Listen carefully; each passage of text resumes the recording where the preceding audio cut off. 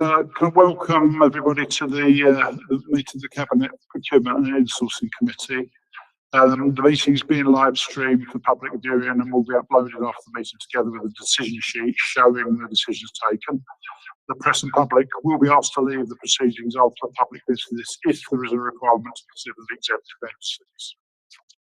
Thank you. So, are there any apologies for absence? As Deputy Mayor Brown for lateness, everyone else is here.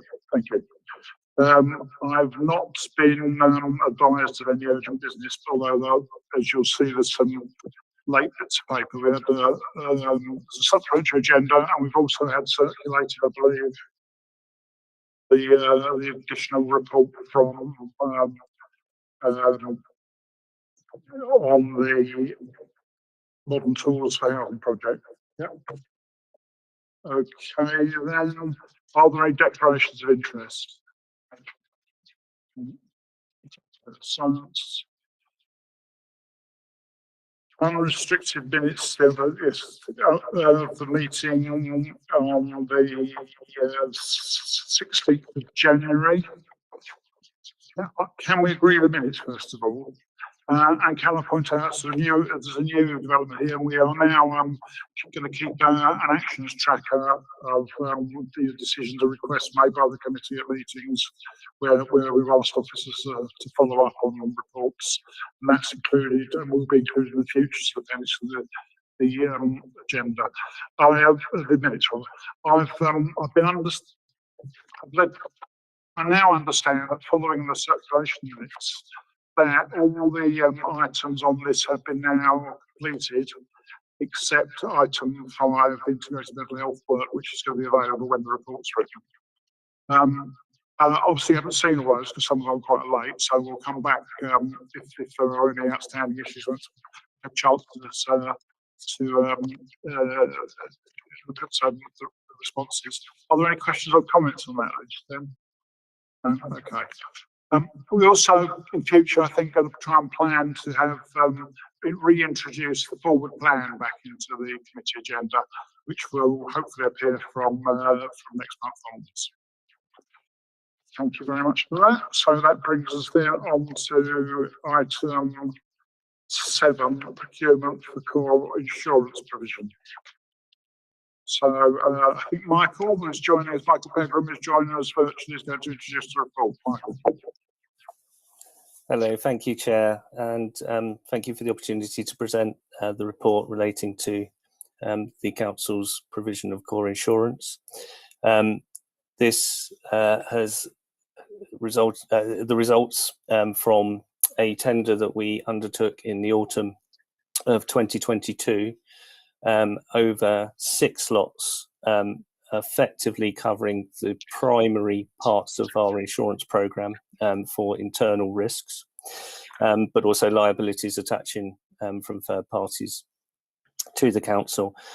Those 6 lots are spread between property, liability, motor fleet, our engineering and inspection and insurance risks, personal accident and travel, and finally terrorism. The contract was to be awarded on a 3+2 basis, with the 2 years being optional at the discretion of the council. The procurement exercise was quite challenging. The market has changed in its attitude towards certain risks, and in particular reference to Lot 1 property risks. I would like to bring the committee's attention to the recommendations under 3, which ask for the awards to be made in accordance with 3.2, with the exception as described under 3.4 of Lot 1, which we ask for delegated authority to the Group Director of Finance and Corporate Resources to award the contract for Lot 1 under terms as shall be agreed in consultation with the Chair of the Cabinet Procurement and Insourcing Committee, and later reported as per 3.5 to the committee in March, on the 13th of March, as a note on the process. The lots 2 to 6 received a relatively healthy response from the market. There are overall 8 suppliers bidding, not all against each lot. However, under 2 to 6, the council has mitigated what was foreseen to be risks of increased premiums or restricted terms, and is actually making a recommendation that leads to a small saving to the council should the premiums be retained over the 5-year or the 3+2 year period. However, the terms in relation to lot 1 would indicate that overall the council will be under a pressure of finance in terms of the increase of premiums over those, inclusive of lot 1 with the property, but with those terms to be fully assessed. On that point, I would quite like to invite questions or an invitation to go into further detail in relation to the results. Thank you very much. Are there any questions, Councillor Kennedy? Thank you. Could you explain to us a little bit more? You lay out on page 10 that the fine arts and heritage insurance was withdrawn. So please, could you explain a little bit more about why that happened? And secondly, how worried should we be about lot 1? And I don't think I've seen a figure of 55%, but I'm not sure I've registered how much extra that is likely to be over the lifetime of the contract. Thank you. Yeah, of course. Thank you, Councillor Kennedy. So on lot 1, sorry, not lot 1, sorry, in relation to the fine arts, taking those in order, the fine art premium is within procurement regulations which allow us to negotiate renewal terms on those each year. The premium is generally around the £3,000 to £4,000 mark, with a risk that is fairly certain. So the decision is made that actually it'd be better to work through our contracted broker to negotiate those terms than to undertake a full procurement process, which might have put us in a less competitive position. We have a number of insurers that would be attracted to that, but it's primarily the cost of risk that in any other terms wouldn't have required an open procurement procedure. In relation to lot 1 property, without delving too much and trying to get to the point of second guessing the results of what is a continued evaluation, how worried we should be, ultimately we have to look at the cost of the entire risk, not just the premiums, and that forms part of the reason why that further evaluation is required. So in general terms, I see my role as providing the council with some certainty in relation, or insurance to be providing that certainty around that transfer of risk. So in relation to premiums, I don't think, whilst we quote a figure of up to 55%, there is obviously quite a range before that. What's key to us is what actually is being purchased for that premium, and it would be difficult for me to go into further without compromising the evaluation process. But it's certainly been alerted to the Group Director of Finance and colleagues, and these are generally, I believe, to be within our capacity to be able to meet these demands, the key being the actual certainty of risk that we're transferring to the winning supplier. Did that answer your question? Thank you. Are there any other questions or comments? Can we then move to the recommendation on section 3, aren't we? To approve the letting of the contracts are set out there, and also note that the delegated authority to the Group Director in consultation with myself for the letting of the or resolving of the outstanding contract, because there may be a number of other ways that we do that. Thank you very much. Let's then to item 8, advocacy service contract award, and I believe Penny Heron is going to introduce this. Welcome. Hi all, thank you. I'm Penny Heron, Joint Commissioner for Learning Disabilities and Autism and Commissioning Adult Social Care. I'm going to present the contract award for independent statutory and non-statutory advocacy this evening, plus a request to extend the current contracts to cover the mobilisation period for this award as well. So the new contract will be 3 + 1 + 1 years. It's £2,645,000. And it works out an average of 529k per annum. The contract award follows a quite extensive commissioning review of advocacy. A business case taken to Hackney Procurement Board in September 22, and also development of an improved specification following some lessons learned from the commissioning review of the previous one too. And we did a procurement compliant with competitive tender process, 2 stages, selection questionnaire, and then an invite tender.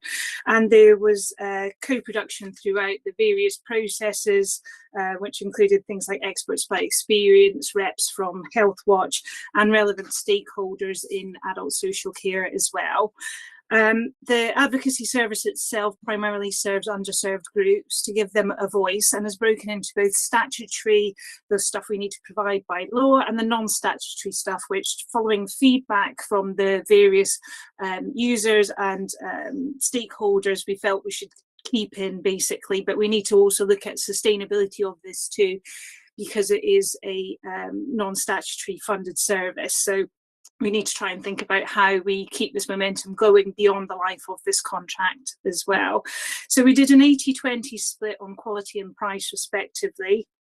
The funding for non-statutory will be tapered down over the life of the contract.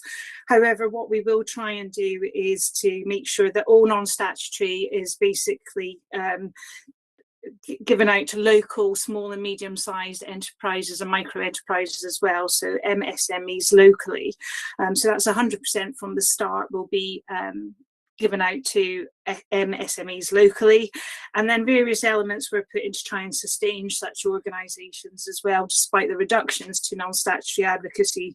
So trying to look at things like an increase in them providing the statutory element of the advocacy, which they'll do hopefully by 50% in year 3, and then also support and leadership from the lead provider as well. So we had some really excellent bids. There were 4 sterling bids that came through, so really tough competition, and the successful bidder committed to paying London living wage, ensuring the most vulnerable voices were heard, which is kind of a key part of this, developing capacity within the local MSMEs, including expanding network, paying for training and supporting through advocacy leadership, obviously meeting the specification, and developing alternative forms of advocacy to empower Hackney citizens, which is the key element of advocacy generally, is to make sure that you empower people. So trying to develop things like peer advocacy or citizen advocacy as a result. It was in line with the sustainable procurement side of things, so and social value, so especially things like a better society, so recruiting locally in a diverse workforce, training of MSMEs as well, making sure that we're procuring fair, so really serving those underserved groups and addressing that. And the provider also showed a good understanding of inequalities locally and addressing these.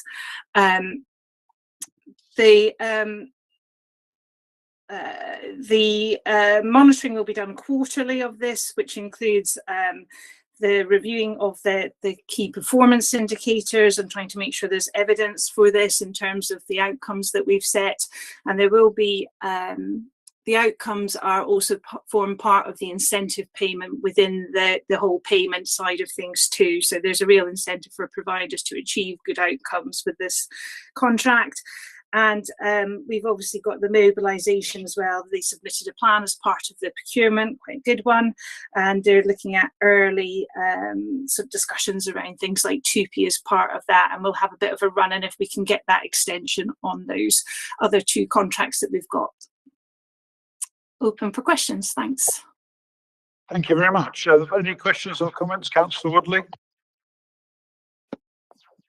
There was a question on my mind really just around the opportunities for savings that came with this bringing together. And I'm slightly concerned that within just the comments of the group director, there's already a sense that demand might exceed and we might end up looking at additional costs along the way. I appreciate the close monitoring that you presented here, and that there's no doubt the outcome that I feel like I'm being prepared in the paper that we may have to spend more.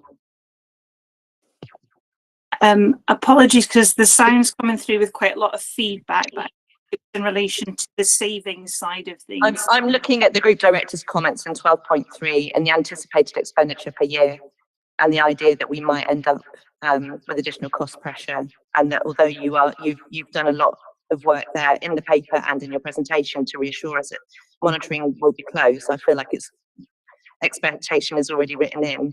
I appreciate it's a difficult area to sort of secure savings, but there was also an opportunity here, I think, in the way it's presented as well.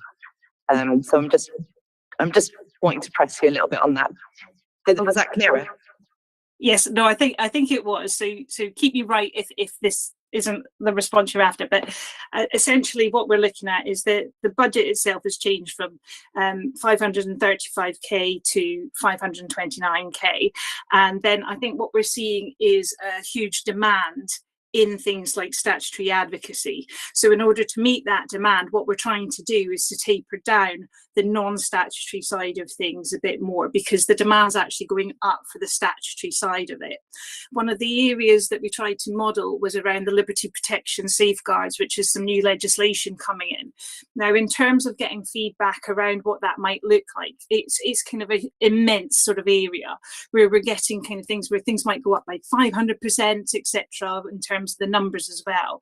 So what we've had to do is to try and be quite conservative with our estimates around what the demand might look like for that statutory service, and accommodate that in and ask the provider to as well. Obviously, we will still have to be in conversation with them throughout as the liberty protection safeguards come in. And it's still a little bit unclear as to when they're actually going to come in. So what we try to do is keep it conservative, think about what happened when Care Act advocacy came in and there was quite a slow increase then, and imagine that that's probably going to happen for LPS too.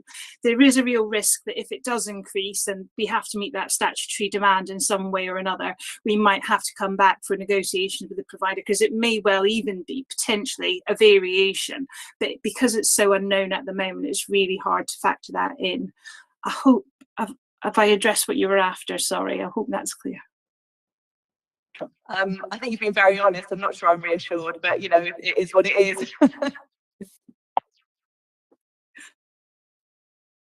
Any other questions or comments? If we could then move to the recommendations at section 3 to award the extension and then award the contract for delivery of advocacy services. So, and thank you very much, Ms. Heron, for coming along and presenting the report. Thank you. We agree with the recommendations.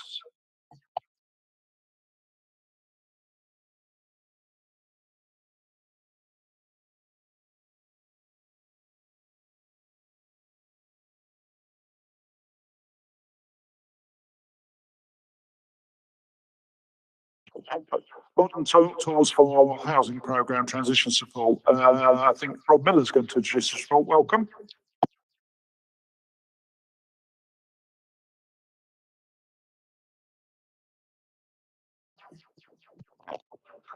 Thank you, Rotimi, and thank you, Chair. I shan't read through the report in detail. Thank you to members for the clarification questions to help us set out very clearly the service we're proposing here. And thank you for taking the amended report, which hopefully explains that. Just to quickly summarise, this is about the work we've been doing that began before the cyber attack and has become even more acutely important because of the cyber attack, to replace the previously outdated software that housing services colleagues used. What we've described in the paper is a transition to the in-house team for sustaining the work and continue to add key features in the context of the strategic review that the strategic director for housing and myself are holding. Keen to recommend this to members as a sustainable, cost-effective way of sustaining the work that we're doing. that transition to in-house support is really important, but we do need the work set out here so that we can do that safely, and that will then put us in a position which is maintaining the software well with our in-house skills, which we've been building over the years within our teams. But happy to take any questions. Any questions, Councillor Kennedy? Thank you. I'm looking particularly at the comments of the Group Director of Finance, so 12.1, about it costing 750,000. That's the estimate for the 6-month extension, and that's already included in housing capital budgets. I'm just trying to get my head around how you can need an extra 6 months of something, but already have the money there. Presumably, it seems like, are you already planning for the extra 6 months? In which case, shouldn't the first contract have been 18 months rather than 12? Yeah, we've worked very closely with housing finance colleagues, which is why that they've been able to make provisions. We would have been looking to, so there is a provision to extend the contract that's already provided for within the contract. What we're proposing is a bit beyond that because of this transition to the in-house team. We would have been looking at in the summer last year about the next stage of a procurement exercise, but because of the strategic review work, we're not clear about what we would go out and procure. So what we've designed this to do is to bring us into the in-house support. It uses the provisions we're already allowed for within the contract for extension, but goes a little beyond those, which is why we need to bring it to CPIC for approval. But does that make sense? But the reason why it's already provided for within the programme is because we've been working with housing colleagues, so we don't need to go through a separate budgeting exercise.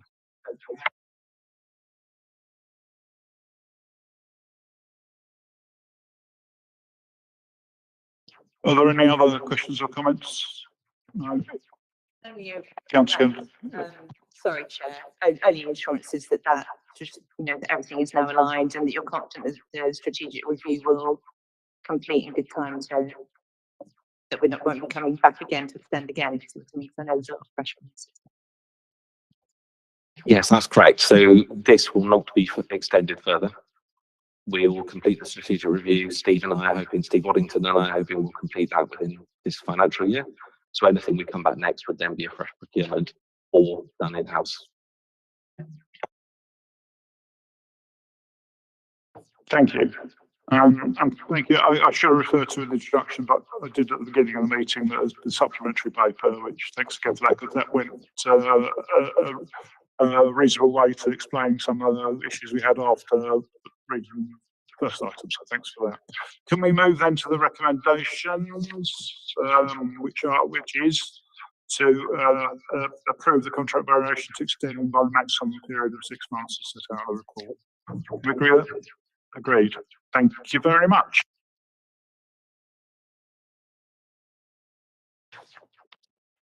More or less concludes. No, let's see. There are no unrestricted minutes, I think, because we can meet in a restricted form last night. So the next meeting will be on the 13th of March 23. Can I thank everyone for all their efforts tonight and for attending. Thank you.